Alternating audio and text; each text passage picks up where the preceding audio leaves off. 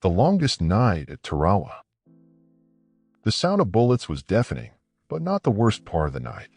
That came when the roar of the heavy machine guns faded into an eerie silence.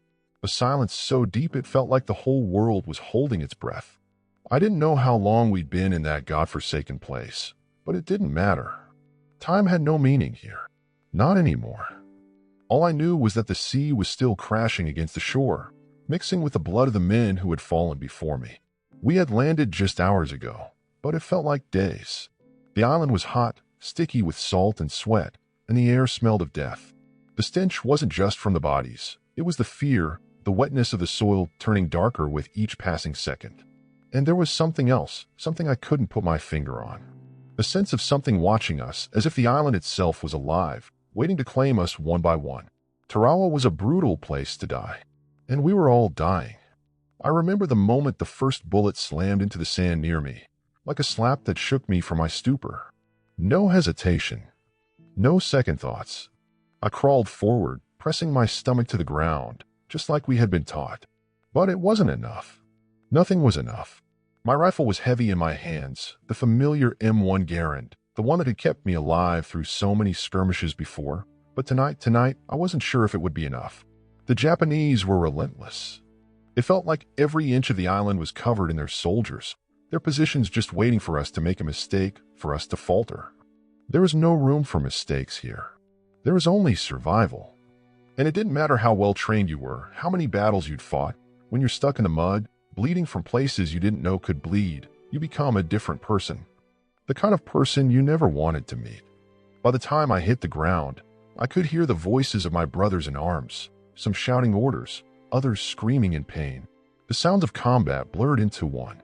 I couldn't tell where they were coming from or who was still alive. And then the first wave of mortar fire hit. The explosion rattled my bones, and the world seemed to fold in on itself. I couldn't see, couldn't hear, just the ringing in my ears and the taste of dirt and salt water in my mouth. But when the dust cleared, the fight was still there, and so was the island. I remember my sergeant's voice cutting through the chaos.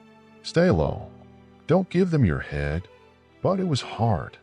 It was so damn hard to stay low when all you could feel was the weight of the world on your shoulders, the stinging heat on your face, the salt air mixing with the blood and sweat on your brow. The world was closing in around me, and all I had was that damn rifle and the vague hope that maybe, just maybe, I'd survive until the next wave hit. I turned to my left and saw Frank, his helmet missing, his face covered in mud. His eyes were wide, and his mouth was open, but no sound came out. I wanted to say something, but I couldn't. Words weren't enough here. Words wouldn't save us. Not now. Maybe not ever. The whole beach had turned into a hellscape. Explosions, smoke, the sound of men yelling, the incessant hum of bullets overhead. It all became one continuous nightmare. It was like we were in a dream, one where you couldn't wake up no matter how much you wanted to. The ground was slick with blood, the sand shifting beneath our feet like some kind of cruel joke. I had no idea where the enemy was anymore. They were everywhere, and nowhere at the same time. They were behind the palm trees, in the sand, hidden in the ruins of the island's bunkers. It didn't matter how hard we tried to fight back, we couldn't break their lines. Every inch we gained, they took back twice as fast. I lay there, trying to catch my breath, trying to will myself to stay calm, but every muscle in my body was screaming at me to run, to retreat, to go back home. But there was no going back. Not after what we had already seen. The men I had trained with, the men I had trusted, many of them were gone, their bodies scattered like broken dolls, their screams still echoing in my mind. Some of them were still alive, I think, but they were too far gone to help. We were all just trying to survive. I didn't know if that was enough. And still, the firing didn't stop. The sound of machine guns, that never-ending hum of metal against metal, seemed to be all that was left. The crack of rifle shots, the occasional shout, but mostly the constant, unyielding sound of death. I could hear a voice in the back of my head, a memory from a time long before this nightmare, of someone telling me that in war, you either kill or you die. I never thought I'd understand those words, but now I knew exactly what they meant. There's no in-between. You either fought, or you lay there and waited for the end. And I wasn't ready to let it be my end yet. Not just yet. The island wasn't done with us. Not by a long shot. and I had no idea how long we'd last. But as long as I had that rifle, I had something to fight with. Even if it was only for one more minute, one more second, one more breath. I just had to hold on. I had to survive. And that was the longest night of my life. The sky had turned dark by the time the second wave of mortars exploded, sending shockwaves through the air. The sound was almost unbearable, like the world itself was trying to swallow us whole. I could feel my heart pounding in my chest, like it was ready to leap out of my ribcage and make a run for it. But there was nowhere to run. Not anymore. We had nowhere to go but forward, and I didn't know if I had enough left in me to keep moving. I turned my head, the sound of the waves still crashing against the shore mixing with the screams and cries of the wounded. I could barely make out the shapes of the men around me, their faces twisted with pain or fear or both. Frank had vanished, probably taken out by the same mortar that rattled me to my core. I hadn't seen him fall, but I knew better than to hope he made it. Not here, not with this kind of hell going on. The air was thick, hot, and sticky, but the salt of the ocean didn't help to clear the taste of metal in my mouth. I could feel the weight of my rifle against my chest, but it felt lighter somehow, as if it were no longer a tool of survival, but a mere reminder of how out of place I was. As if it couldn't save me from the madness around me. It wasn't just the guns or the explosions that were making this war unbearable. It was the waiting for death to take you, to end the nightmare that stretched on endlessly. I crawled forward, my palms scraping against the gritty sand. Every movement felt like a betrayal of my body, like it wanted to give up, but my mind wouldn't let it. It had to keep going, keep pushing, because there was no other choice. I had learned long ago that when you're in a place like this, survival isn't a matter of strength, it's a matter of will. If you stop, if you give in to the fear or the exhaustion, you're as good as dead.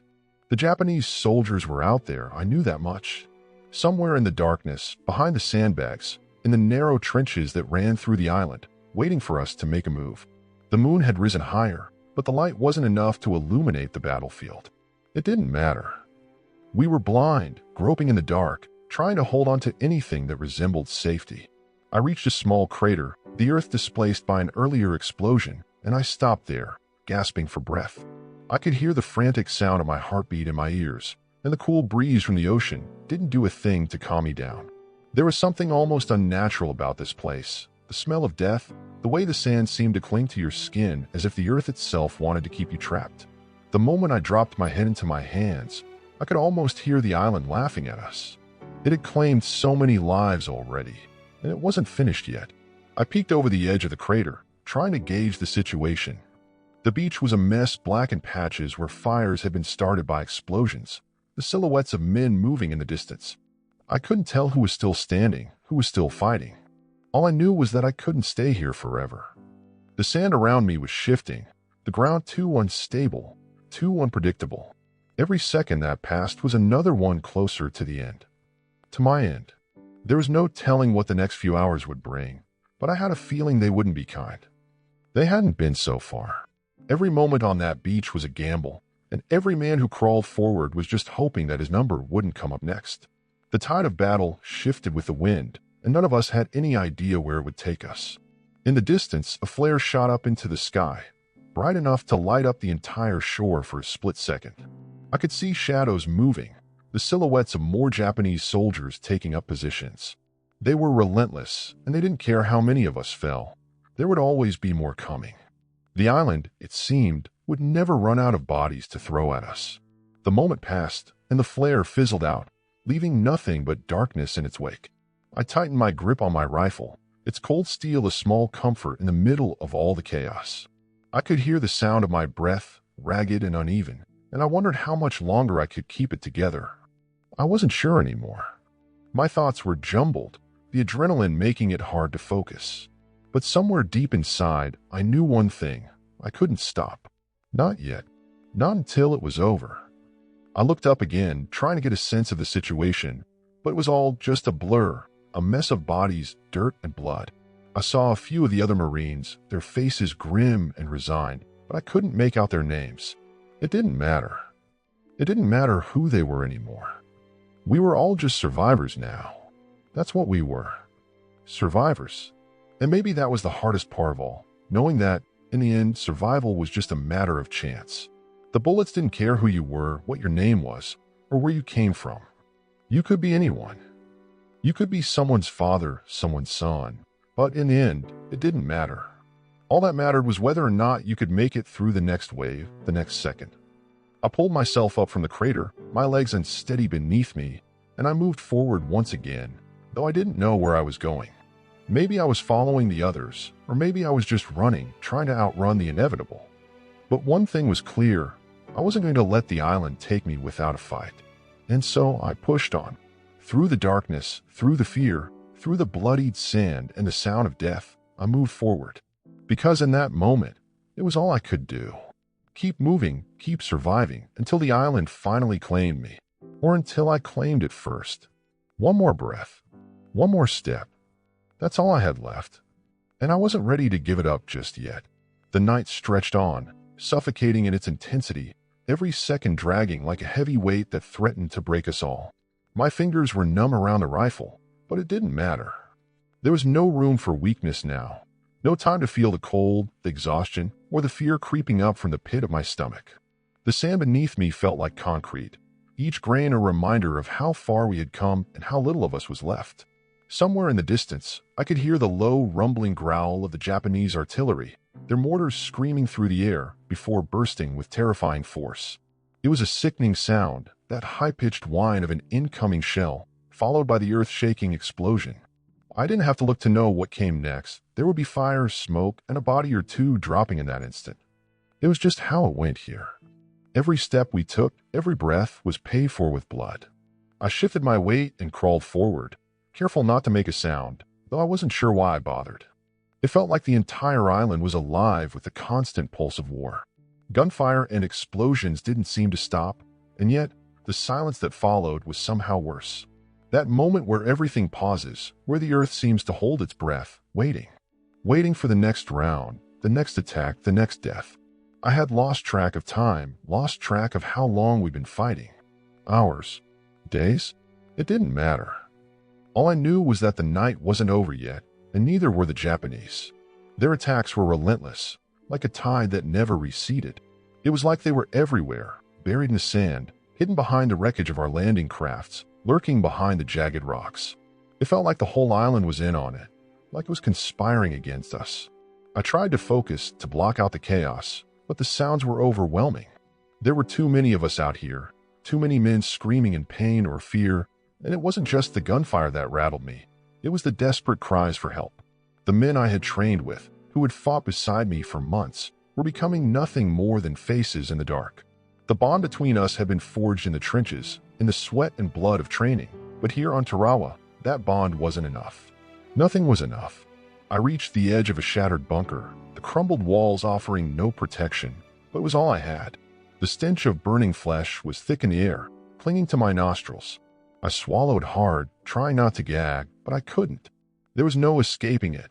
This was what war smelled like, and it would stay with me, lingering in my clothes, my skin, my very bones. My eyes scanned the area. We had moved up some, but not enough.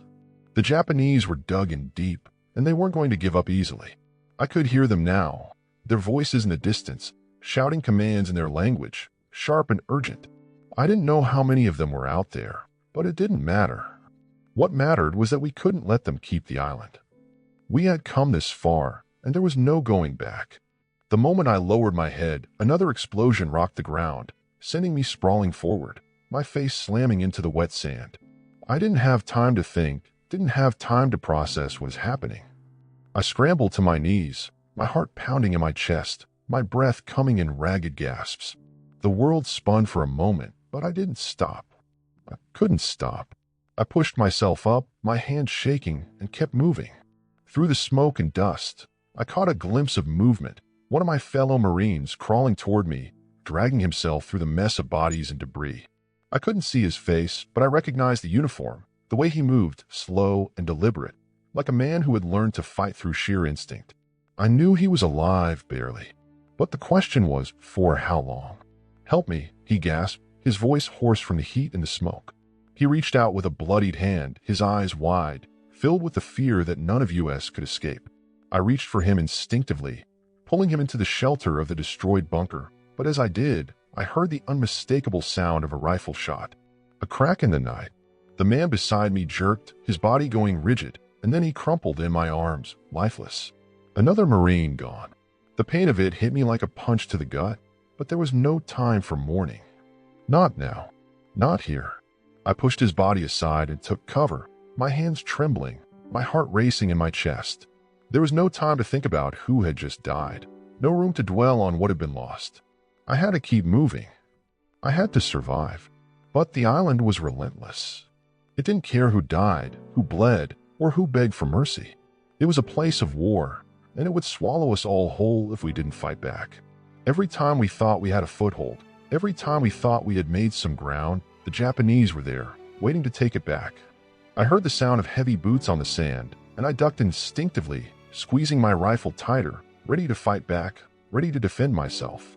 But when I looked up, I saw a group of Marines, familiar faces, grim but determined. They were still standing, still fighting, though none of us knew how much longer we could last. One of them, a sergeant, gave me a brief nod, his face smeared with blood and dirt. "We move forward," he said, his voice steady despite the chaos around us. "Stick together. We've got this." And for a moment, despite everything, I believed him. Maybe it was the adrenaline, maybe it was the desperation of the situation, but for that one brief second, I felt a flicker of hope. It was faint, like a dying ember, but it was there. We had come so far. We had survived so much. And if we could just hold on for a little longer, maybe, just maybe, we could make it out alive. But the island had a way of tearing apart even the strongest of men. And as I pushed forward, I knew this fight wasn't just against the Japanese. It was against the island itself.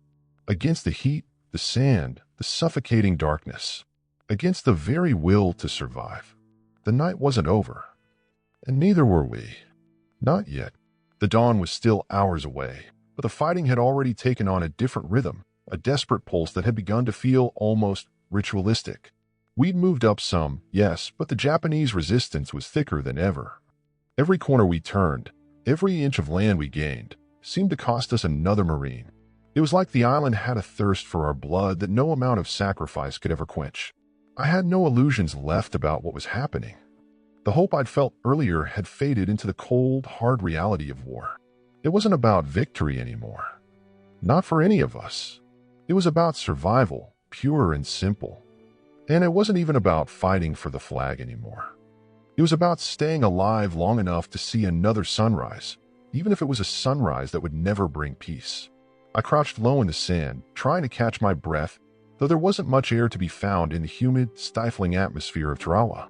The beach had become a war zone, a graveyard, a place where the smell of blood and salt water had fused into something terrible, something that would stay with me long after I left this place. And I wasn't sure anymore whether leaving was even an option. I wiped my brow, the sweat mixing with the grime on my face, and glanced around, trying to make sense of the chaos.